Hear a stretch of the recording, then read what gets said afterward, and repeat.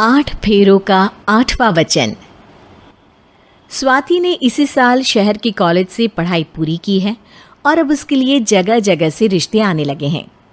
स्वाति से ज़्यादा उसके रिश्तेदारों को उसकी शादी की चिंता है, इसीलिए जो भी स्वाति के घर आता वो किसी नए लड़के की खबर ज़रूर ले आता। अरे दीदी, ये फोटो देख के बताओ कैसा है। राहुल नाम है लड़के का, मेरी सहेली की बहन का बेटा है। अपनी स्वाति के साथ एकदम प्यारी जोड़ी लगेगी इसकी। ज़रा दिखाना, फोटो तो बढ़िया लग रहा है। कोई गलत आदत वादत तो नहीं है ना इसे? और कमाता कितना है? अरे कोई गलत आदत नहीं है दीदी, आप कहो तो एक मीटिंग करवा देती हूँ, फिर सब कुछ फाइनल कर लेना। हाँ हाँ, ये सही कह रही हो तुम। संडे को स्वाति के पापा भी घर पे ही रहेंगे। बुआ फिर वहाँ से चली जाती है और रात को स्वाति की माँ उससे कहती है, स्वाति बेटा, आज कमला बुआ ने एक लड़के की फ़ोटो दिखाई है। संडे को वो लोग मिलने आ रहे हैं, तैयार हो ना तुम बेटा? अरे मम्मी, आप कहाँ कमला बुआ के चक्कर में आ जाती हो? अभी इतनी जल्दी कोई शादी वादी नहीं करनी है मुझे। अरे बेटा, अच्छा लड़का है, बुआ जानती है उसे अच्छे से।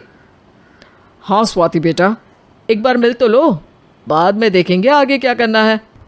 वैसे तो कमला रिश्ता लाई है तो मना करने का तो कोई सवाल ही नहीं उठता।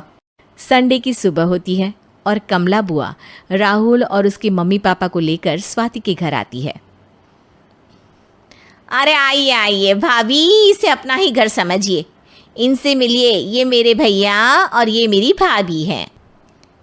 नमस्ते भाभी जी, ये है हमारा लड़का राहुल, सरकारी नौकरी की तैयारी कर रहा है ये। वैसे आपकी बेटी कहाँ है? अरे स्वाति बेटा, बाहर आ जाओ। वैसे कितनी पढ़ाई की है स्वाति ने? जी, पोस्ट ग्रेजुएट है हमारी बेटी साइंस में। ये सब तो ठीक है, पर घर संभालना जानती है या नहीं? हमें कौन सी इससे नौकरी करवानी है, नौकरी तो मेरा बेटा करेगा ही। पर मैंने इतनी पढ़ाई की है और आप चाहती हैं कि मैं घर पर ही बैठी रहूं? अरे स्वाति बेटा, ये बड़ों की बात में तुम कहाँ बोल पड़ी? हम सब देख लेंगे क्या करना है क्या नहीं। हम तो इसी बात पर विश्वास करते हैं कि घर के लड़कियां घर में ही रहे तो ज़्यादा अच्छा रहता है। वरना भाई साहब, आप तो आजकल के हाल जानते ही हैं, कितनी घटनाएं होने लगी हैं औरतों के खिलाफ। स्वाति बेटा, रसोई का काम तो पूरा जानती हो ना? शादी के बाद तुम्हें ही संभालना है वो सब। अरे बहुत अच्छा खाना बनाती है ये, आप सब लोग इसकी तारीफ करते नहीं थकेंगे। लो भाई, हो गई मीटिंग, अब शादी की तारीख फाइनल कर लेते हैं, क्यों भैया?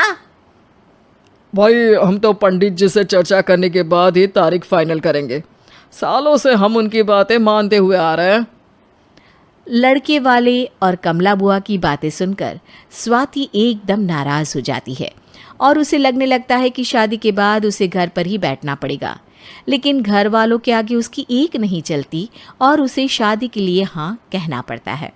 शादी का दिन आ जाता है और सब मंडप में जमा होते हैं। अब फेरों का समय हो गया है, अब कन्या अपने वर से 7 वचन मांगेगी। आप किसी धार्मिक आयोजन में जाएं तो मुझे भी ले जाएंगे। आप मेरे माता पिता का भी बराबरी से सम्मान करेंगे, हमेशा मेरा साथ निभाएंगे। आपको दोनों परिवार की जिम्मेदारियां बखूबी निभानी होगी। हर ज़रूरी बात में मेरी भी राय लेंगे। आप सभी गलत आदतों से दूर रहेंगे। आप मेरे अलावा किसी और औरत से कोई गलत संबंध नहीं बांधेंगे। ये 7 वचन पूरे हुए, वर क्या तुम्हें ये सारे वचन मंजूर है? जी हाँ पंडित जी, मैं सारे वचन अच्छी तरीके से निभाऊंगा। अरे वाह वाह, बढ़िया तरीके से सब काम संपन्न हो गया। तो इसी के साथ विवाह संपन्न हुआ और आज से ये दोनों पति पत्नी हुए। 1 मिनट पंडित जी, अभी एक वचन लेना बाकी है। अब कौन सा वचन है बेटा? मैं अब हमेशा के लिए किसी दूसरे घर में जाने वाली हूँ, तो पति के अलावा मैं अपने सास ससुर से भी एक वचन लेना चाहूँगी। अब कहो बेटी। मैं ये चाहती हूँ कि मुझ पर किसी बात की कोई पाबंदी नहीं लगाई जाएगी। मुझे सब कुछ करने की आज़ादी होगी और मैं भी विश्वास दिलाती हूँ कि मैं एक अच्छी बहू बन के दिखाऊंगी। स्वाति की बात सुनकर उसके सास ससुर एकदम चौंक जाते हैं और कुछ बोल नहीं पाते कि उतने में कमला बुआ बोल पड़ती है। अरे बेटा, ये भी कोई कहने की बात है? रानी बन के रहोगी तुम तो। वचन देने से पहले सोच लीजिए, क्योंकि शास्त्रों में वचन ना निभाने वालों के लिए नरक से भी बदतर सजा लिखी है। स्वाति की चालाकी से वहां मौजूद सब लोग प्रभावित हो जाते हैं और लोगों में बदनामी ना हो जाए, इस कारण स्वाति के सास ससुर को उसे वचन देना पड़ता है। अरे कैसी अपशकुन वाली बातें कर रहे हैं आप पंडित जी? हमें मंजूर है बेटा तुम्हारी शर्त। स्वाति अपनी समझदारी से अपनी बात अपने ससुराल वालों से मनवा लेती है और खुशी खुशी राहुल से शादी कर लेती है। अब से हर शादी में मैं खुद 8 वचन दिलवाऊंगा। ओम मंगलम मंगलम मंगलम।